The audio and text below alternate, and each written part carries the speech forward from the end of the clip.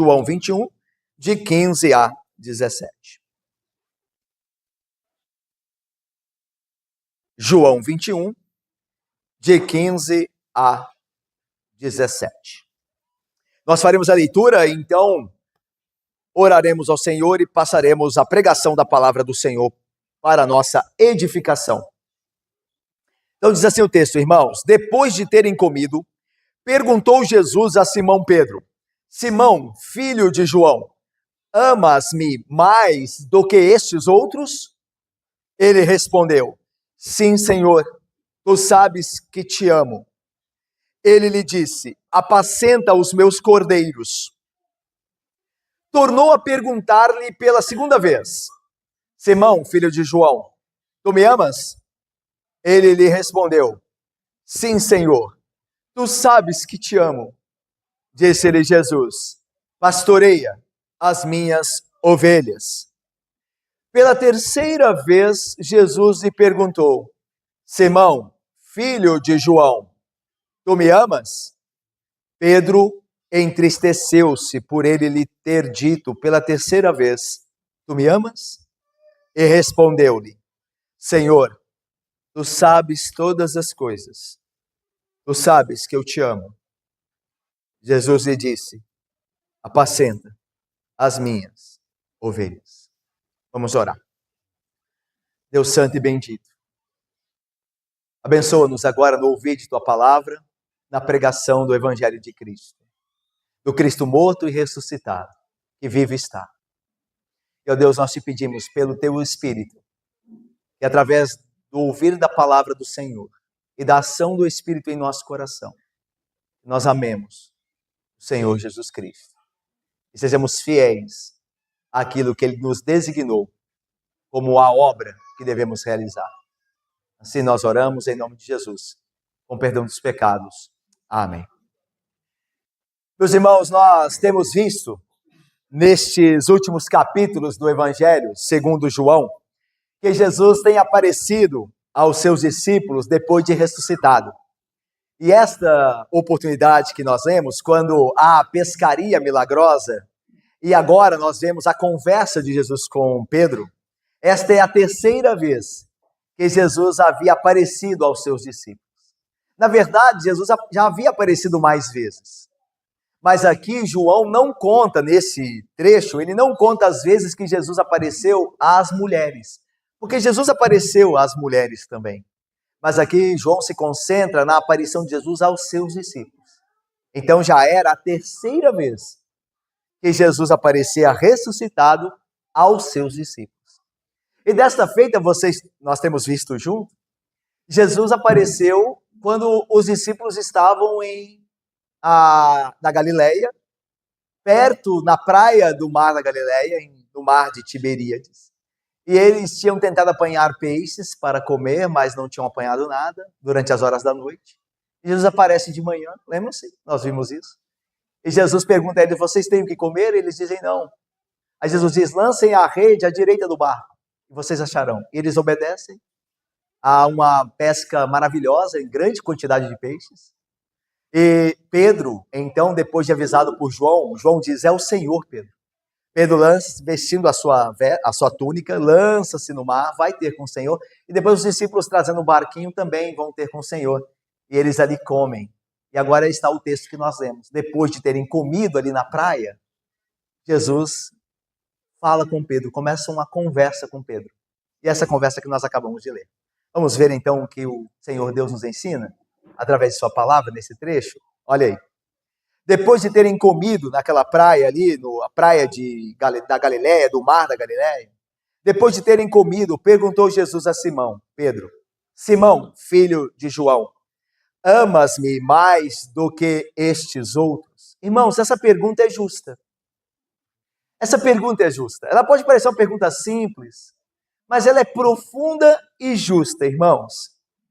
Jesus está perguntando a Pedro se ele o ama mais do que os outros discípulos. Imagine ali, os discípulos estão todos ali comendo, e está também Pedro.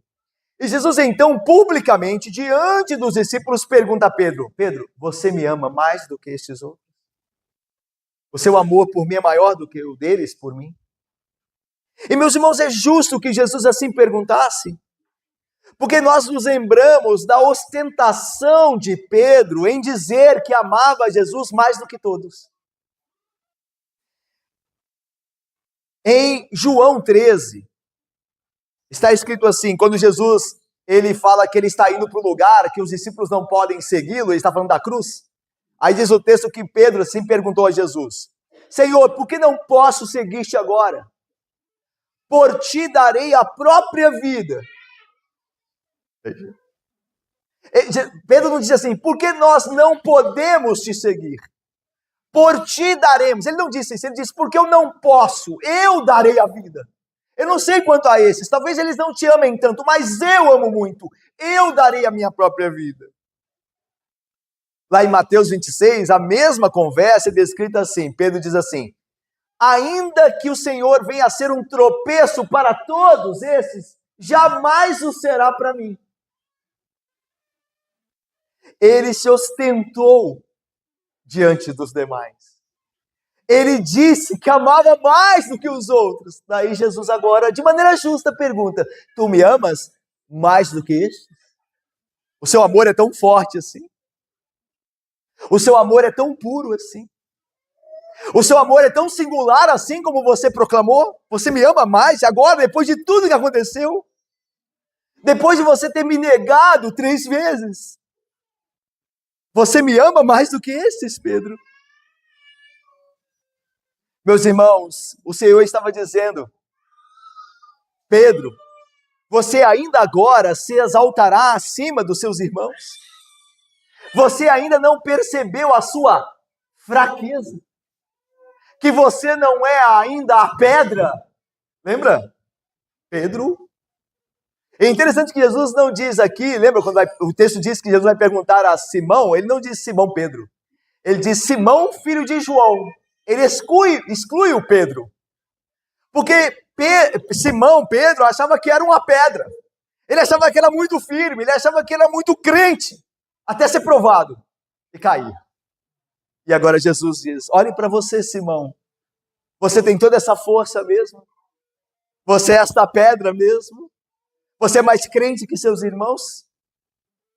Você ainda sustentará isto?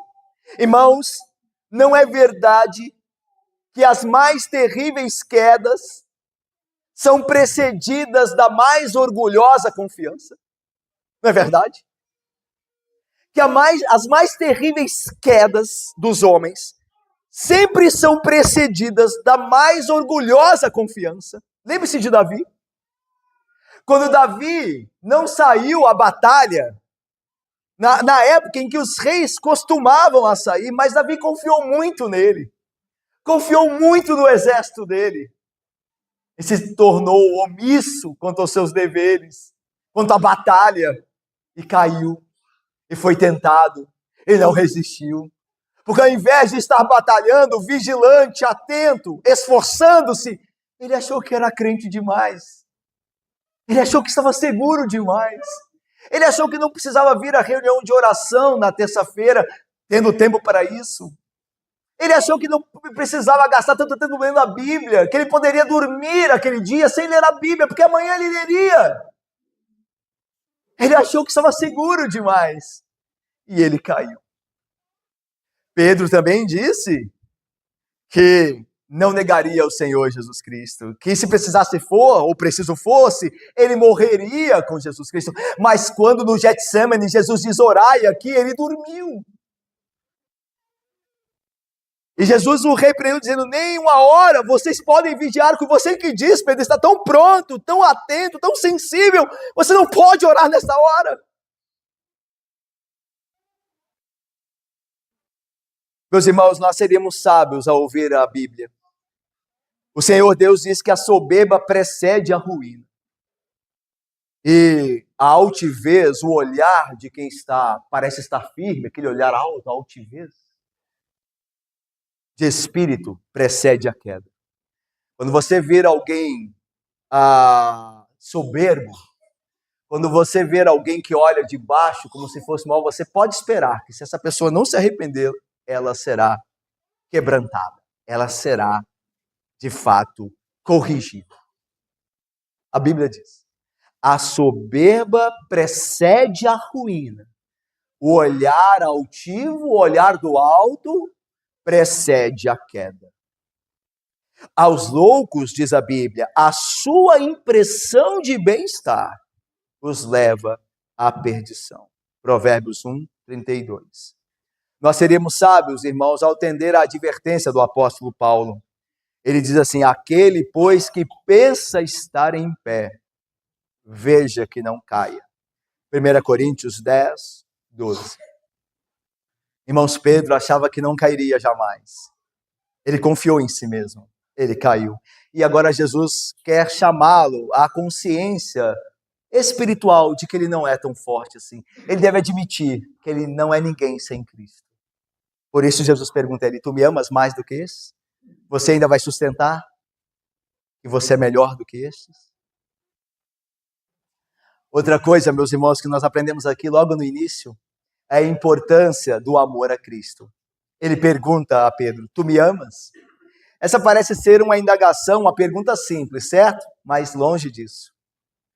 Essa pergunta, meus irmãos, na verdade, é a mais importante das perguntas. Jesus não perguntou a Pedro: Pedro, você se lembra do que eu disse? Você está preparado teologicamente? Pedro, você está disposto a ganhar muitos homens para a minha obra? Nada disso. Primeiro, antes de tudo, Jesus pergunta a Pedro: tu me amas?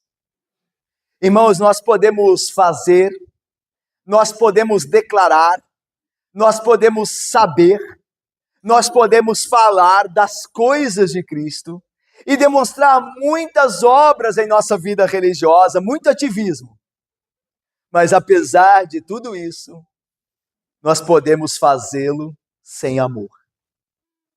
Nós podemos estar mortos para Deus, faltando em nós o amor por Cristo. Então a pergunta que Jesus Cristo fez a Pedro, ele te faz aqui também nesta manhã. Você me ama? Veja, Jesus não está perguntando se você vem à igreja todo domingo. Embora isso faça parte de quem ama a Cristo. Faça parte da vida de quem ama a Cristo. Mas essa não é a pergunta mais importante. Porque você pode estar aqui sem amar a Cristo. Você pode estar aqui, por exemplo, porque a sua esposa lhe obriga. E se você não faz, ela fala muito durante a semana no seu ouvido. Esse riso de vocês mostra que talvez não seja tão longe essas coisas de acontecerem, certo? Não é assim? Então é melhor que eu vá, para que eu não tenha que ouvir a minha esposa. Ou se você é filho, você não quer ser cobrado pelos seus pais, também você não tem ainda como sair sozinho. Quando você tiver, aí sim você deixa de ir à igreja. Mas agora, você não tem para onde ir. Então você vem. Mas você não ama. Deixa eu lhes falar. Se nós não amarmos, nós estamos perdendo tempo aqui. Eu vou lhes falar uma coisa, irmãos. Eu já disse isso há um tempo atrás. Se eu e você não amamos a Cristo, e nossa vida não é verdadeiramente dele, e não nos esforçamos em gratidão a fazer a sua vontade, morrermos para o mundo e vivermos para Deus, veja só agora, é muito melhor você não estar aqui. É muito melhor, não é só melhor, é muito melhor você não estar aqui. Pare de vir aqui. Se você não decidir amar a Cristo, pare de vir, porque é pior para você vir aqui, sem amá-lo.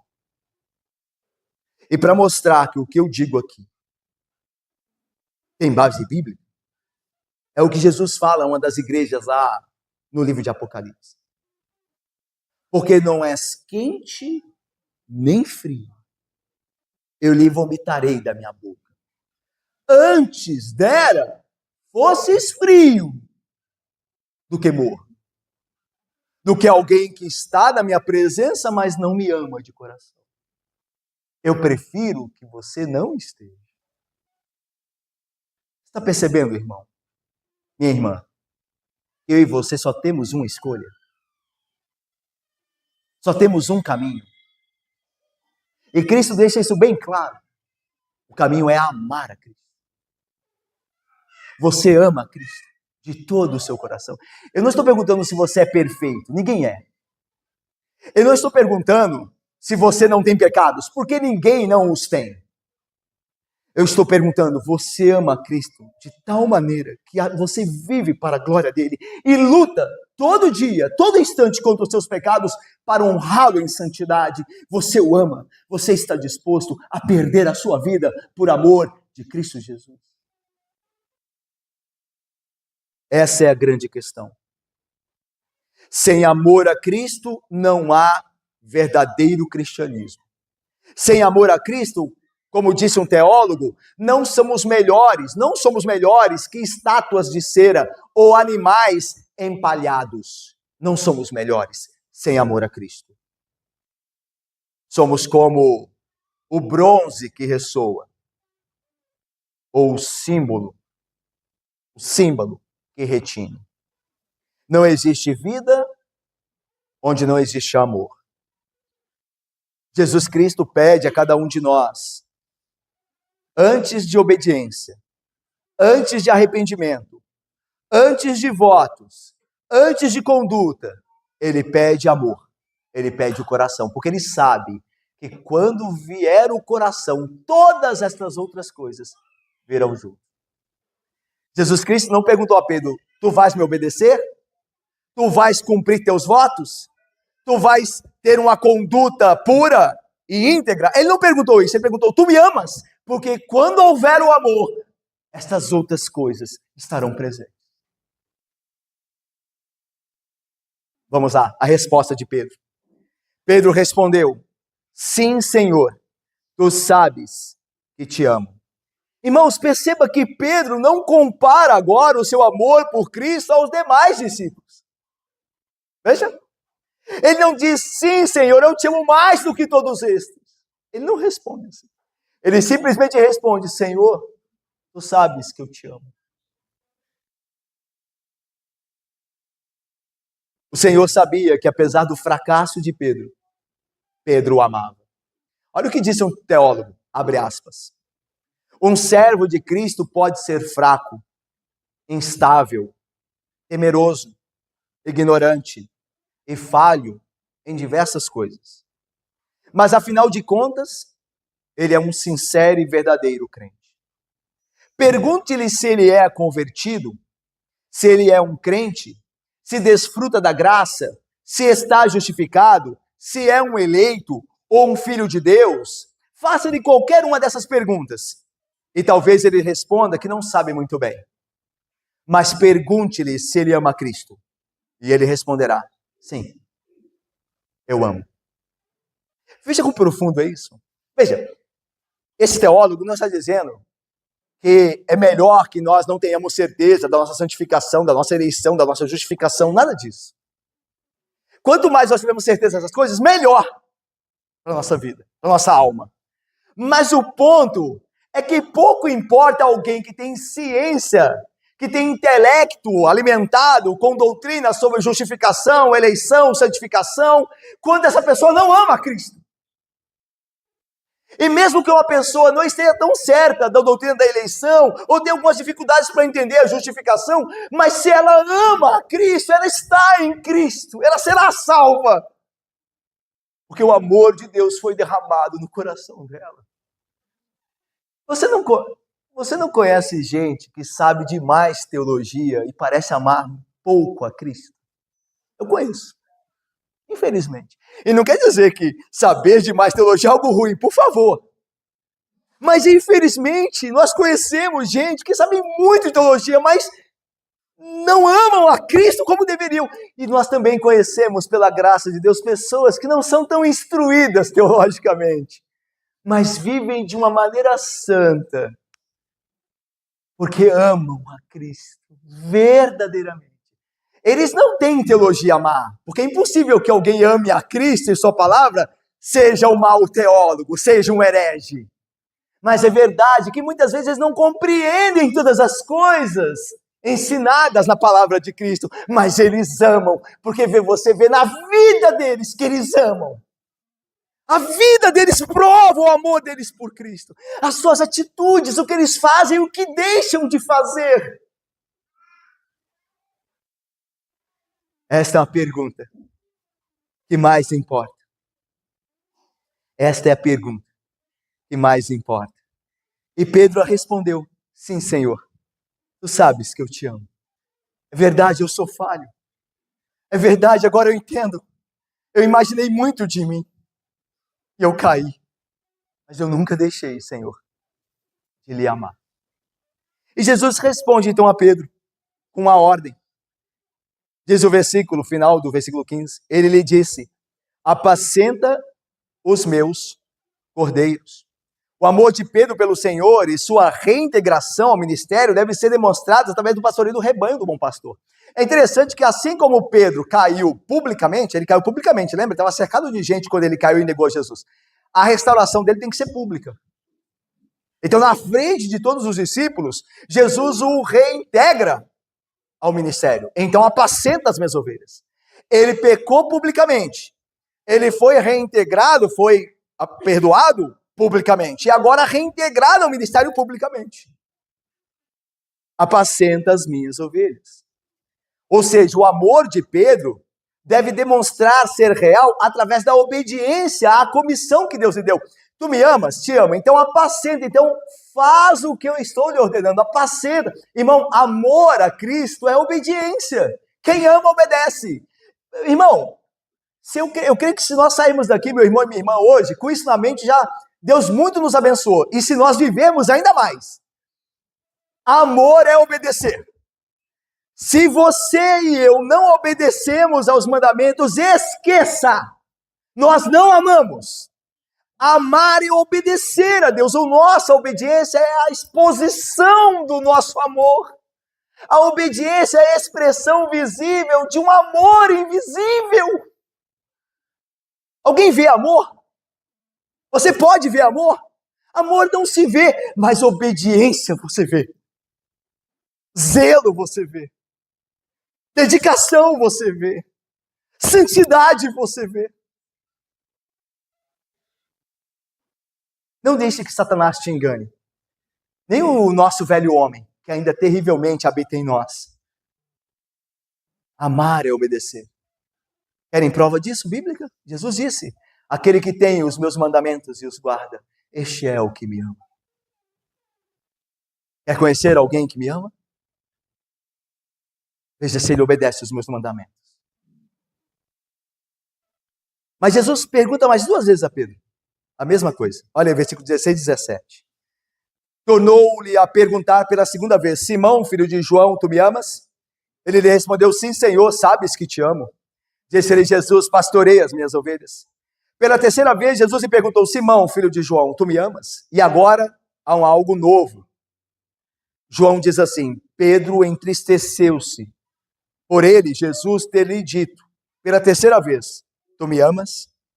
Irmãos, Pedro agora entristeceu-se por Jesus lhe perguntar 3 vezes se ele o amava. E isso é porque Pedro, é o que você está pensando mesmo, é porque Pedro tinha negado 3 vezes. A restauração de Pedro tinha que ser completa. Tinha que ser uma restauração justa, segundo aquilo que ele havia feito. Obviamente, a restauração pela graça, mas ele tinha que tratar com o problema, ele não podia fugir. Ele negou 3 vezes, ele tem que confessar 3 vezes o amor por seu Senhor. Assim, a pergunta do Senhor a Pedro exige uma elementar e profunda confissão de sua parte. E Pedro vai responder, olha como ele responde agora. E aqui também na resposta dele há algo acrescentado. Olha o que ele diz. Vamos ler juntos nessa resposta de Pedro, final do versículo 17? Leiamos. Ele respondeu: Senhor, tu sabes. Nas 2 primeiras respostas de Pedro, ele diz assim: tu sabes. Mas nessa terceira resposta, ele diz: tu sabes todas as coisas, Tiago. Quem é que sabe todas as coisas senão Deus? Olha o que Deus diz através do profeta Jeremias. Eu, o Senhor, esquadrinho o coração. Eu provo os pensamentos. Jeremias 17, 10. Eu conheço o coração. Eu sei quem me ama. E aí Pedro então apela para a divindade do Senhor Jesus Cristo. Jesus é Deus. Porque só Deus conhece todas as coisas. E aí Pedro diz, Senhor, tu conheces todas as coisas. Eu não tenho como me esconder. Lembra do Salmo de Davi, belíssimo? Para onde me ausentarei da tua face? Se subo aos céus, lá estás. Se desço e faço a minha cama no mais profundo abismo, lá estás também. A palavra não me veio à boca, e tu, Senhor, já a conheces toda. E aí Pedro termina, Davi termina o Salmo dizendo, assim como o Senhor conhece todas as coisas, vê se há em mim, no meu coração, algum caminho mau. E guia-me pelo caminho eterno. O Senhor conhece o coração. Jesus conhece o coração. E Pedro aqui não só está pedindo ao Senhor que veja o coração, porque Deus o conhece, como está também proclamando a divindade do Senhor Jesus Cristo. E agora sim, Jesus o reintegra finalmente, completamente ao pastoreio das ovelhas. Jesus diz, no final do versículo 17, apacenta as minhas ovelhas. Eu vou terminar aqui com duas aplicações sobre o pastoreado das ovelhas, que vale tanto para os líderes que aqui estão, os presbíteros, como, obviamente, para toda a igreja e todo líder, de certa forma, ok? Primeira aplicação é a seguinte. É importantíssimo nós notarmos aqui que Jesus define o pastoreio através de ação, através de verbos. Ele não diz a Pedro, você me ama? E Pedro diz, tu sabes todas as coisas, tu sabes que te amo. Aí Jesus não diz, sejas pastor. Jesus não diz isso. Jesus diz a Pedro, pastoreia, apacenta, alimenta, cuida. Veja, a definição de pastoreio é agir, é fazer, e não apenas ter o cargo, mas o encargo, o pastorear, o zelar, o cuidar, o exortar, o consolar. Este é o encargo que faz um pastor. Ser pastor, então, irmãos, e isso serve para vocês, porque vocês elegem pastores, quer o docente, quer os regentes. Ser pastor não é apenas um cargo, é muito mais do que um cargo, é um encargo. Certamente, irmãos, infelizmente, há aqueles que amam apenas o cargo, o ofício, mas não se preocupam com o encargo, com o trabalho.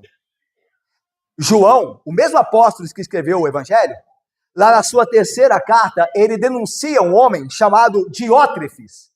Porque Diótrefes, que era provavelmente um presbítero da igreja a qual João escreve, amava o cargo, mas não o trabalho. Ele diz assim, João, escrevi alguma coisa à igreja, mas Diótrefes, que gosta de exercer a primazia entre eles, não nos dá acolhida. 3 João 9.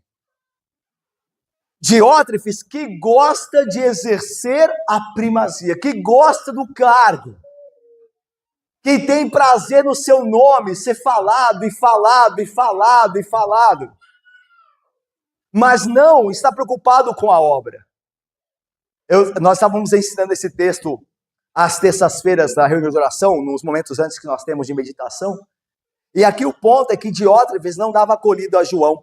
E é certo que o pastor da igreja, juntamente com o conselho, não deve dar acolhida à igreja a hereges. Claro que não. A pessoas que não têm uma ortodoxia, que não subscrevem os nossos símbolos de fé.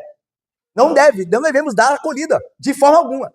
Mas o problema aqui não é esse, porque João, o apóstolo, é um homem fiel. Por que Diótrefes não dá acolhida a ele? Ele não era um herege, João.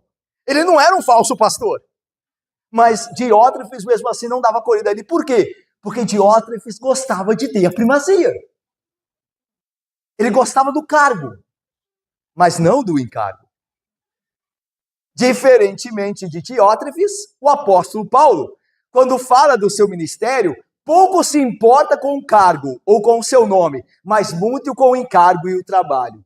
Paulo não está preocupado ou não estava preocupado com as glórias do seu ofício, mas com o ofício em si, com a obra e o encargo dele. Olha o que Paulo diz quando escreve aos Coríntios, a primeira carta. Porquanto, havendo entre nós ciúmes e contendas, disputa para quem é o maior, para quem tem o nome mais celebrado, não é assim que vós sois carnais e andam segundo o nome, preocupados com o nome de vocês, preocupados se vocês estão aparecendo ou não aparecendo publicamente. Não é assim que vocês são carnais e andam segundo a carne, porque os homens é que se preocupam com essas coisas.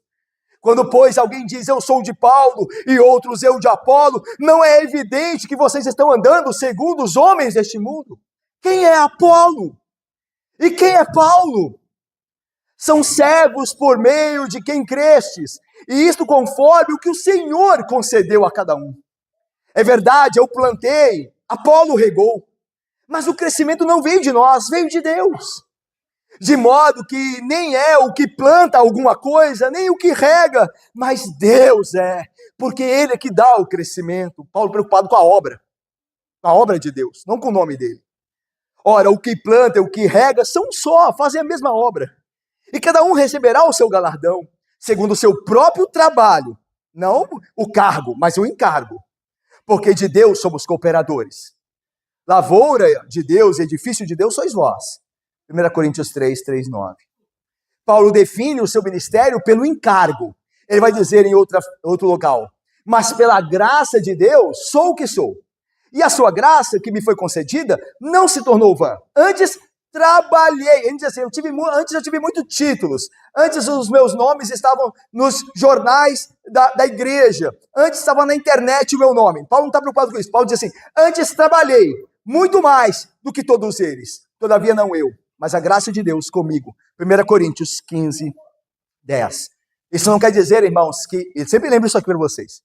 Isso não quer dizer que irmãos nossos, pastores e líderes, que têm o seu nome publicado, que têm um certo sucesso na internet, eles não amam a Jesus, eles não são preocupados com a glória. De forma alguma. Muitos desses servos, eles não estão preocupados com essas coisas, mas são exaltados porque amam a Cristo. E aí o trabalho deles por Cristo é exaltado e o nome deles é conhecido. Acontece muito, mas é infelizmente também verdade que muitos só se importam com essas coisas.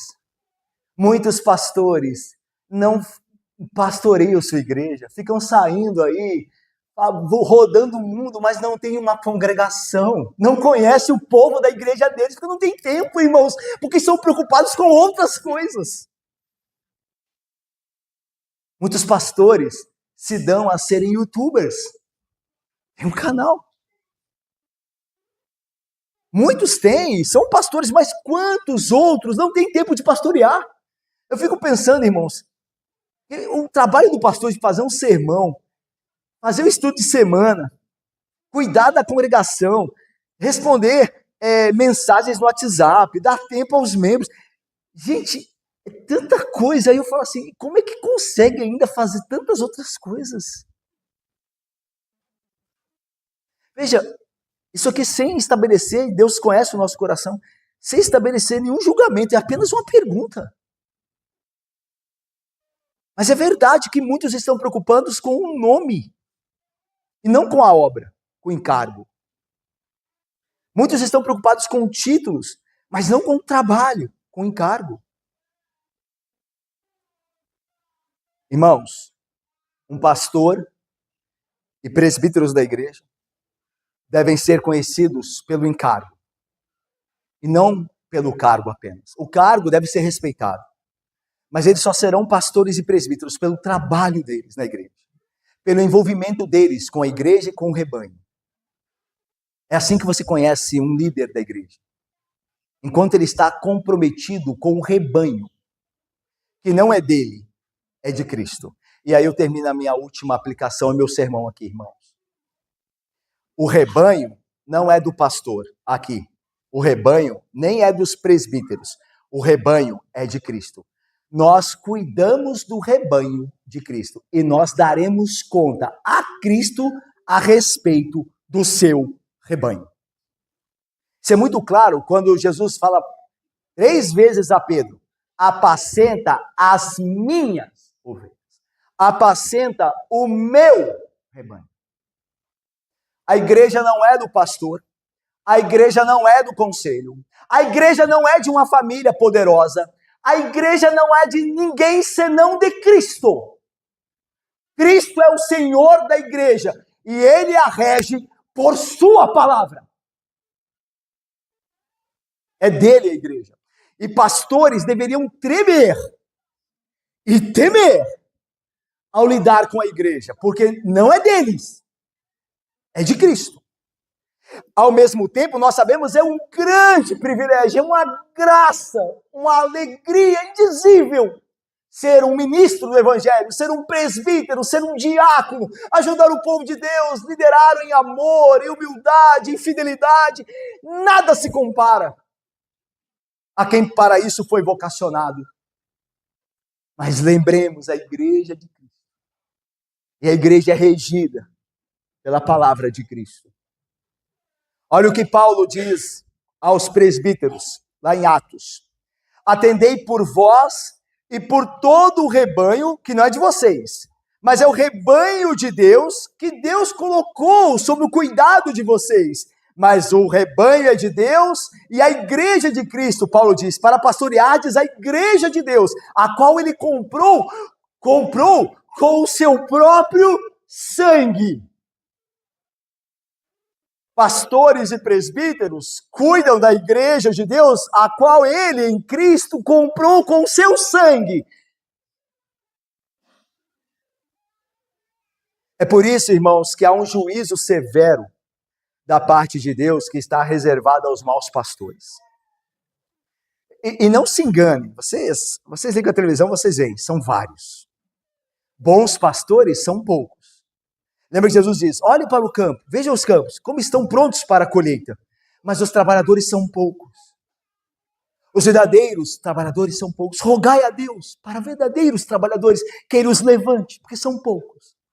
E ao contrário disso, João diz, há muitos falsos profetas saindo pelo mundo fora. Há muitos. E é por isso que Deus, e isso nos consola muitíssimo, porque quando nós vemos um mau profeta, quando nós vemos um falso pastor, quando nós vemos alguém falando que Deus não falou, quando nós vemos alguém deixando de exortar a igreja em seus pecados, isso nos comove profundamente, porque a igreja está sendo prejudicada. O corpo de Cristo vai sofrer por isso. Vocês se lembram, irmãos, quando os israelitas, algum deles pecava, como todo o povo pagava? Lembra com Josué, quando aquele homem tomou das coisas de Jericó, que não eram lícitas tomar? Como o povo ficou dando voltas e voltas e não prosperar por causa do pecado de uma pessoa. Quando os líderes da igreja não exortam, não cuidam, eles colocam a igreja em risco. E a igreja não é deles. O problema é esse, irmãos. A igreja não é deles, a igreja é de Cristo. E Cristo não terá compaixão com maus obreiros. Um marido teria compaixão de um homem que abusou de sua esposa? O marido terá compaixão de um homem que violentou a sua esposa? A Bíblia diz, não terá. Não terá. Pois bem, irmãos, a igreja é a esposa de Cristo. Isso serve para membros da igreja, como nós aqui somos. Serve para pastores, serve para membros da igreja. Nós devemos ter cuidado como nós falamos da igreja. Como nós falamos dos nossos irmãos. Porque a igreja é o corpo que Cristo, de fato, se uniu a ele por meio do seu sangue.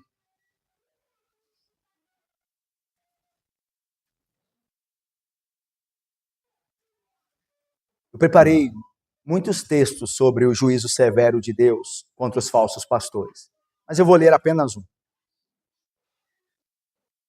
Deus diz aqui assim através de Ezequiel, o profeta. Filho do homem, profetiza contra os pastores de Israel. Profetiza e dize-lhes, assim diz o Senhor Deus, ai dos pastores de Israel, que se apacentam a si mesmos. Não apacentarão os pastores as ovelhas? Comeis a gordura e vestivos de lã e degolais o cevado, mas não apacentais as ovelhas. É interessante isso aqui, né? Porque o profeta diz, Deus diz através do profeta, que o pastor, ele come da gordura do rebanho, ele veste da lã do rebanho, ele se vale do cevado. Mas o problema não é esse, porque o pastor, ele vive mesmo do altar. O pastor vive do trabalho da igreja. Mas o problema não é esse, porque o trabalhador é digno do seu salário. E Paulo vai dizer, inspirado pelo Espírito Santo, que aquele que trabalha do altar, coma do altar. Lembra que os sacerdotes trabalhavam no altar, mas havia uma porção da oferta a eles? Então Paulo diz, assim como o sacerdote come e vive do que vem do altar, assim o pastor come e vive, digamos assim, do que vem da igreja. Só que o problema não é desses homens, não era esse, deles usufruírem de bênçãos da igreja. O problema é que eles não apacentavam a igreja. Eles só estavam preocupados em ter da igreja, mas não dá. A fraca ovelha não fortalecestes, a doente não curastes, a quebrada não ligastes, a desgarrada não tornastes a trazer, a perdida não buscaste. Interessante que aqui mostra todo o cuidado que o pastor deve ter com o rebanho, né? Olha, o fraco você tem que fortalecer com a Bíblia. O doente você tem que visitar. A quebrada você tem que restaurar. A desgarrada você tem que exortar. É todo o trabalho. Mas esses pastores não faziam nada disso. Assim, o que aconteceu com o rebanho? Diz Deus. Se espalharam, as ovelhas se espalharam, por não haver pastor. E se tornaram pasto para todas as feras do campo. Se tornaram presas para as feras do campo. As minhas ovelhas, minhas, Deus diz, minhas ovelhas. As minhas ovelhas andam espalhadas por toda a terra, sem haver quem as procure ou quem as busque. Portanto, ó pastores, ouvi a palavra do Senhor. Olha só que palavra terrível para pastores que não cumprem o seu chamado. Tão certo como eu vivo, diz o Senhor Deus, visto que as minhas ovelhas foram entregues à rapina e se tornaram um pasto para todas as feras do campo, por não haver pastor, e que os meus pastores não procuram as minhas ovelhas, pois se apacentam a si mesmos e não apacentam as minhas ovelhas, portanto, ó pastores, ouvi a palavra do Senhor. Assim diz o Senhor Deus, eis que estou contra os pastores e deles cobrarei as minhas ovelhas, porei termo no seu pastoreio, vou acabar com o seu pastoreio, e não, as minhas ovelhas não serão mais apacentadas por eles, livrarei as minhas ovelhas da boca deles, para que não lhes sirvam de pasto. Ezequiel 34, de 2 a 10. Você ora pelo seu pastor? Você deveria. Você deveria.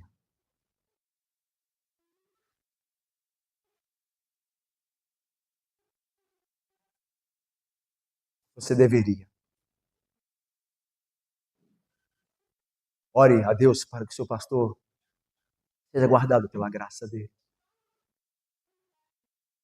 Para que ele nunca ache que a igreja é dele.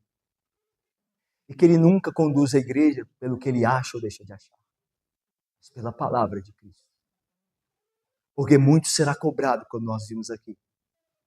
Aqueles que se dizem pastores e não são. Mas graças a Deus, se há juízo, se há ameaça para os falsos pastores, há uma promessa bendita para os fiéis. Para os fiéis pastores. E graças a Deus, porque Deus tem feito pastores fiéis. Graças a Deus. O apóstolo Pedro, o mesmo Pedro que conversou com Jesus e foi comissionado por ele, escreve dizendo, e eu termino aqui. Pedro diz assim, rogo, pois, aos presbíteros que há entre vós, eu presbítero como eles. Veja que o primado do Papa Romano acaba aqui também. Não existe primazia do Papa. Eles dizem, os romanos católicos dizem que o Pedro foi o primeiro Papa. Que o Papa é o primado, o papado é o primado, o Papa é o Cristo na terra, ele é diferente dos outros. Não. Porque Pedro diz assim, eu presbítero como eles.